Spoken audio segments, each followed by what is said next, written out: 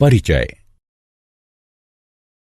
हमारे शरीर की पांचों ज्ञानेंद्रियों में नेत्र सबसे महत्वपूर्ण अंग है। नेत्रों से ही हम देख पाते हैं और अपने आसपास के विचित्र संसार की प्रशंसा कर पाते हैं। हमारे नेत्र हमें दुनिया के रंग दिखाते हैं। उद्देश्य। इस पाठ के अंत में आप निम्न करने में सक्षम हो जाएंगे: मानव नेत्र के कार्य को समझना, दृष्टि दोषों और उनके सुधार के बारे में जानना, समपार्श्व यानी प्रिज्म के माध्यम से प्रकाश के अपवर्तन को समझना, कांच के समपार्श्व यानी प्रिज्म के माध्यम से श्वेत प्रकाश के विक्षेपण को समझना, वायुमंडलीय अपवर्तन और उसके अनुप्रयोगों को जानना, प्राकिरणन और उसके अनुप्रयोगों को जानना, मानव नेत्र और उसके कार्य। हमारे नेत्र हमें दुनिया के रंग दिखाते हैं। मानव नेत्र में एक क्रिस्टलीय लेंस होता है और यह कैमरे की भांति कार्य करता है। नेत्र के विभिन्न भाग और उनके कार्य इस प्रकार हैं: स्वच्छ मंडल यानी कॉर्निया, यह पुतली की सामने वाली सतह पर स्थित पारदर्शी उभार होता है। प्रकाश स्वच्छ मंडल के माध्यम से ही नेत्र में प्रवेश करता है। परितारिका यानी आइरिस, यह कॉर्निया के पीछे स्थित एक पतली और वृत्ताकार झिल्ली होती है जो कि पुतली के आकार को नियंत्रित करती है। पुतली, यह परितारिका के बीचों बीच स्थित एक छिद्र होता है जो कि काला दिखता है और नेत्रों में प्रवेश करने वाले प्रकाश की मात्रा को फैलाकर या सिकुड़ाकर नियंत्रित करता है। दृष्टि पटल यानी रेटिना, यह एक बेहद पतली झिल्ली है जो कि एक पर्दे यानी स्क्रीन की भांति कार्य करती है। अभिनेत्र लेंस रेटिना पर किसी वस्तु का वास्तविक तथा उल्टा प्रतिबिंब बनाता है। समंजन क्षमता, मानव नेत्र लेंस फोकस दूरी को बढ़ाने या घटाने में सक्षम होते हैं। इसे समायोजन की क्षमता कहते हैं। समंजन पक्षमाभी पेशियों यानी सिलेरी मसल्स की सहायता से प्राप्त किया जाता है। नेत्र के लेंस की फोकस दूरी को एक सीमा तक ही व्यवस्थित किया जा सकता है। दूर बिंदु, वह अधिकतम दूरी जहां तक हम किसी दूरस्थ वस्तु को स्पष्ट देख सकते हैं।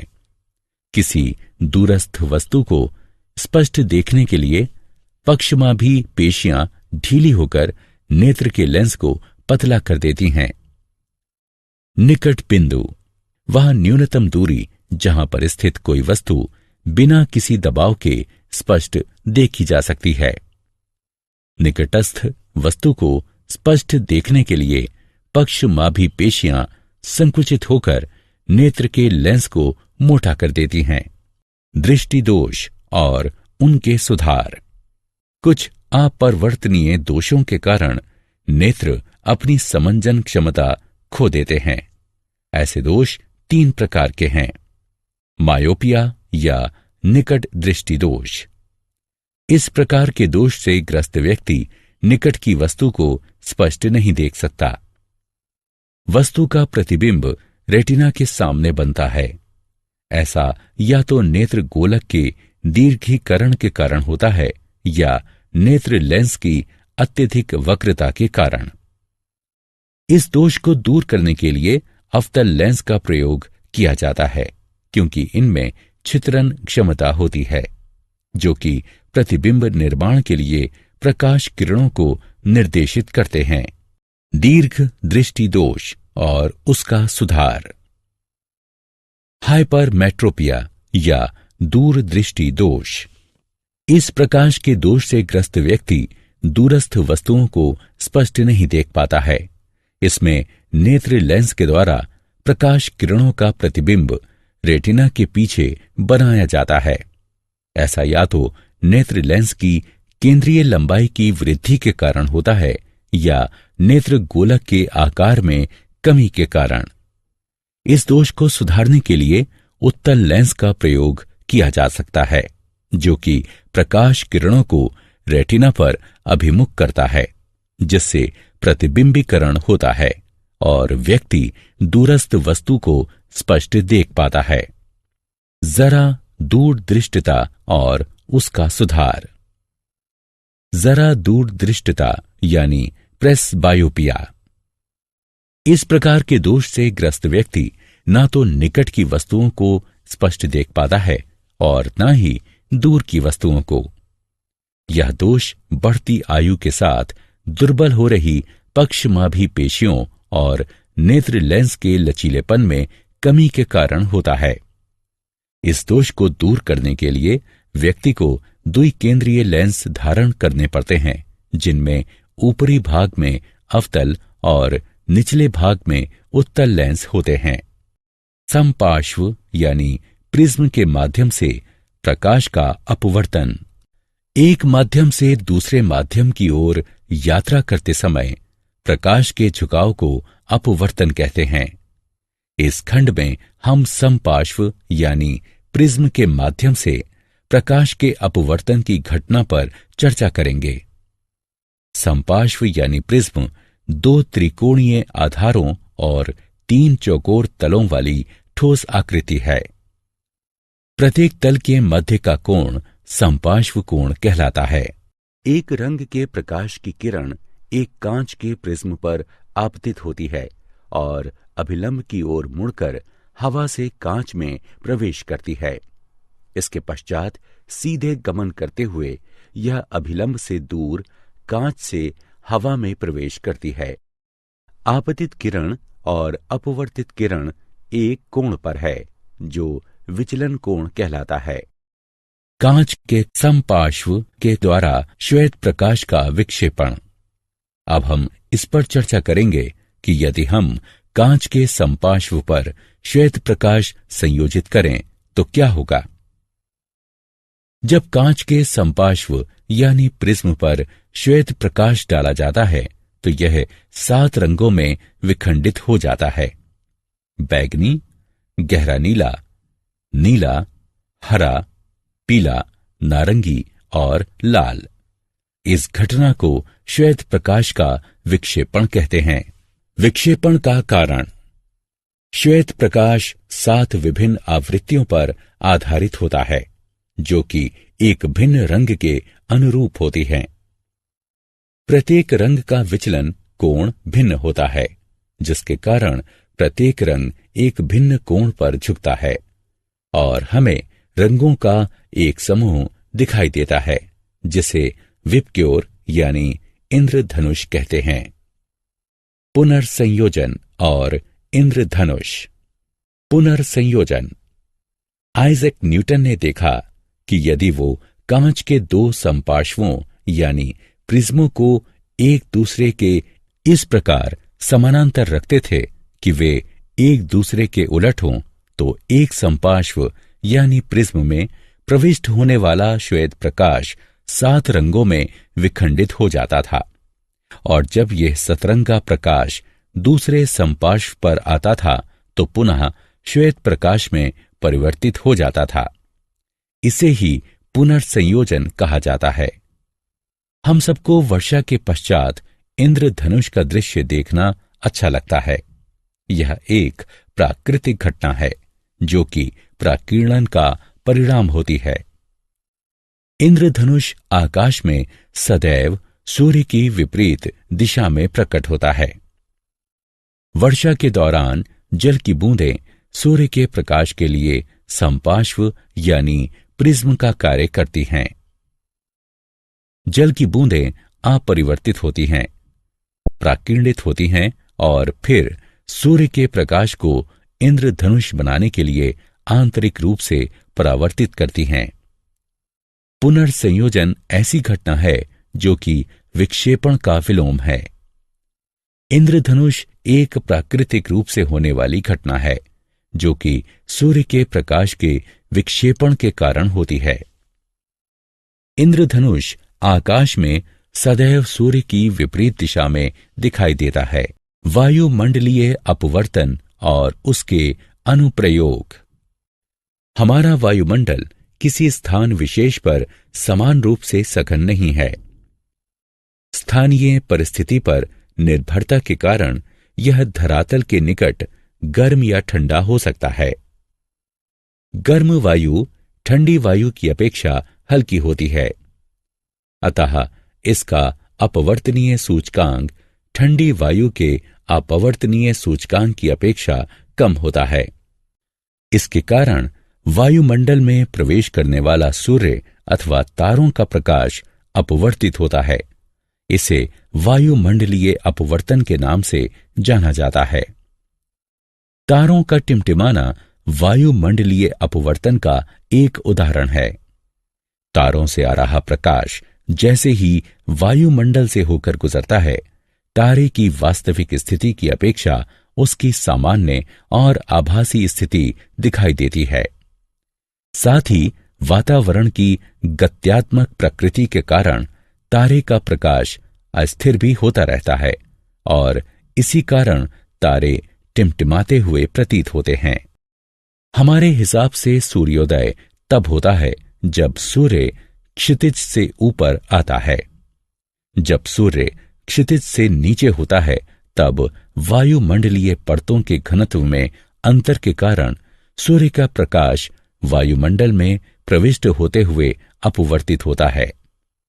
इसके कारण सूर्य क्षितिज के ऊपर दिखाई देता है और सूर्य के वास्तव में क्षितिज पर पहुंचने से 2 मिनट पूर्व हम सूर्योदय देखते हैं। इसी प्रकार वायुमंडलीय अपवर्तन के कारण ही सूर्यास्त हमें 2 मिनट देर से दिखाई देता है। प्रकाश का प्रकीर्णन और उसके अनुप्रयोग।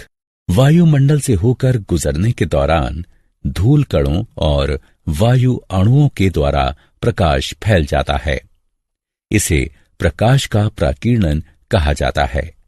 प्रकीर्णित प्रकाश का रंग प्रकीर्णित हो रहे अणुओं के आकार पर निर्भर करता है। टिंडल प्रभाव। जब प्रकाश किसी कलीलिये घोल पर डाला जाता है तो वह कलीलिये कणों के द्वारा प्रकीर्णित हो जाता है और इस कारण प्रकाश पथ दिखाई देने लगता है। इसे टिंडल प्रभाव कहते हैं। जैसे किसी अंधेरे कमरे में जब एक छिद्र बनाया जाता है और प्रकाश को उसमें से गुजारा जाता है, तब हम प्रकाश पथ और धूल के उन कणों को स्पष्टता देख पाते हैं जिन्हें साधारण परिस्थितियों में वायु में नहीं देखा जा सकता। प्रकाश का विकिरण और उसके अनुप्रयोग। प्रकाश के विकिरण के उदाहरण निम्नलिखित हैं। आकाश का रंग। जब सूर्य का प्रकाश वायुमंडल से होकर गुजरता है तो अन्य रंगों की अपेक्षा नीला प्रकाश अधिक विकिरणित हो जाता है, क्योंकि नीले रंग का तरंग दैर्घ्य वायुमंडल के अच्छे कणों के द्वारा विकिरणित होने के अनुकूलतम होता है। अतः नीला रंग हम तक पहुंचता है और आकाश हमें नीला दिखाई देता है। इसका अर्थ यह हुआ कि यदि धरती का वायुमंडल न होता तो आकाश हमें काला दिखाई देता। सूर्योदय और सूर्यास्त के समय सूर्य का रंग। सूर्योदय या सूर्यास्त के समय सूर्य का प्रकाश अधिक दूरी तय करता है, अतः कम तरंग दैर्घ्य होने के कारण नीला रंग विकिरणित हो जाता है और हम तक केवल लाल रंग पहुंचता है। सर्वाधिक लंबे तरंग दैर्घ्य के कारण, अतः सूर्योदय और सूर्यास्त के समय सूर्य रक्ताभ प्रतीत होता है। क्या आप जानते हैं, मनुष्य की दृष्टि का क्षैतिज क्षेत्र एक आंख से लगभग 150 डायोप्टर और दोनों आंखों से लगभग 180 डायोप्टर होता है। किसी तारे का टिमटिमाना उसके प्रकाश के वायुमंडलीय अपवर्तन के कारण होता है। वायुमंडलीय अपवर्तन के कारण सूर्य हमें सूर्योदय के वास्तविक समय से लगभग 2 मिनट पूर्व और सूर्यास्त के वास्तविक समय से लगभग 2 मिनट पश्चात तक दिखाई देता है। प्यूपिल अपना आकार प्रबल मनोवेगों के प्रभाव के कारण भी बढ़ा सकता है। नीली आंखों वाले भूरी आंखों वालों की अपेक्षा ज्यादा बेहतर देखते हैं। आइरिस के रंग का दृष्टि तीक्ष्णता से कोई संबंध नहीं है। मनुष्य की आंख मूलतः 3 रंग देखती है, लाल, हरा और नीला। ये मूल रंग हैं। श्वेत रंग इन तीनों रंगों का संयोजन है। काला रंग इनके अभाव स्वरूप है। पीला, बैगनी और हल्का बैगनी रंग 2 मूल रंगों के संयोजन से बनता है। इन्हें द्वितीयक रंग कहते हैं। कुत्ते लाल और हरे रंगों के मध्य अंतर नहीं कर सकते। साधारण मनुष्य 1 मिनट में 12 बार पलकें झपकाता है, यानी कि प्रतिदिन औसतन लगभग 10,000 बार। आंख मानव शरीर का एकमात्र अंग है जो दिन रात किसी भी क्षण बिना आराम किए 100% क्षमता के साथ काम कर सकता है। छींकते समय आंखें खुली रखना असंभव है। तुम्हारी भौहों के मध्य के स्थान को ग्लैबेला कहते हैं। अनुकूल परिस्थितियों में मनुष्य की आंख मोमबत्ती की रोशनी को 14 मील की दूरी से भी देख सकती है। मनुष्य काग की अपेक्षा कंप्यूटर की स्क्रीन को 25% धीमी गति से पढ़ता है। सारांश। आइए हमने जो कुछ सीखा है उसे संक्षेप में दोहराएं। मनुष्य की आंख में एक क्रिस्टलीय लेंस होता है और यह कैमरे की भांति कार्य करती है। आंख के विभिन्न भाग हैं: प्यूपिल, कॉर्निया, आइरिस, क्रिस्टलीय लेंस और रेटिना यानी श्वेत पटल। मनुष्य की आंख के लेंस में केंद्रीय दूरी घटाने और बढ़ाने की क्षमता होती है। इसे समायोजन कहते हैं। मोतियाबिंद यह एक नेत्र रोग है जिसमें आंख के लेंस की पारदर्शिता समाप्त हो जाती है, जिसके कारण आंशिक या संपूर्ण दृष्टिहीनता आ जाती है। इसे शल्य क्रिया के द्वारा ठीक किया जा सकता है। समपार्श्व यानी प्रिज्म 2 त्रिकोणीय आधारों और 3 चौकोर तलों वाली ठोस आकृति है। प्रत्येक तल के मध्य का कोण समपार्श्व कोण कहलाता है।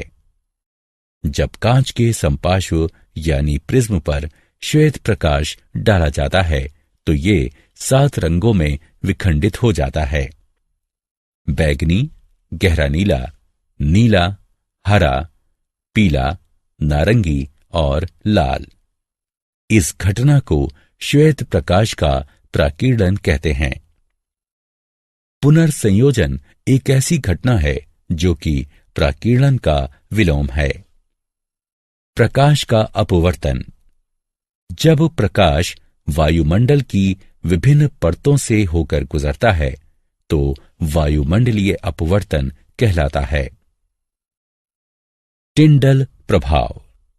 जब प्रकाश किसी कलीलीय घोल पर डाला जाता है तो वो कलीलीय कणों के द्वारा प्राकीर्णित हो जाता है और इस कारण प्रकाश पथ दिखाई देने लगता है।